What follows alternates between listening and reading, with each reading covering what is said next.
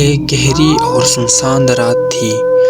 علی اپنے دوستوں کے ساتھ ایک پرانے ویران مکان کے پاس پہنچا جس کے بارے میں مشہور تھا کہ وہاں بھوت رہتے ہیں۔ علی نے چیلنج قبول کرتے ہوئے کہا، میں اندر جا کر دیکھتا ہوں کہ اس میں کیا خوف ہے۔ جیسے ہی علی نے پرانا ٹوٹے ہوئے دروازے کو دھکیلا، ایک سرد ہوا کا جھونکا آیا اور دروازہ خود بخود بند ہو گیا۔ اندر بہت اندھیرا تھا اور ہوا میں عجیب سا کچھ محسوس ہو رہا تھا۔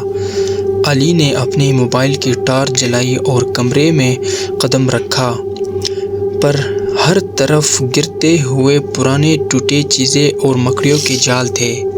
اچانک علی کو لگا جیسے کوئی اس کے پیچھے کھڑا ہے۔ جب اس نے پلٹ کر دیکھا تو کوئی نہیں تھا۔ دل کی دھڑکنیں تیز ہو گئی۔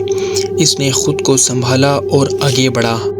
لیکن جیسے ہی وہ ایک پرانے آئینے کے قریب پہنچا، آئینے میں ایک سایہ نظر آیا۔ وہ سایہ آہستہ آہستہ اس کے پیچھے بڑھ رہا تھا۔ علی کی دل کی دھڑکنیں تیز ہو گئی اور علی گھبرانے لگا۔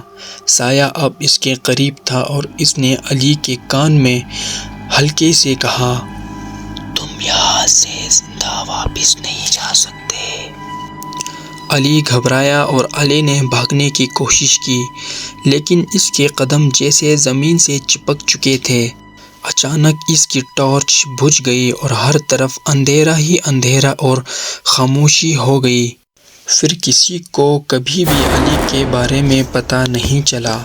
لوگ آج بھی اس مکان کو بھوت والا مکان کہتے ہیں اور کوئی وہاں جانے کی ہمت نہیں کرتا۔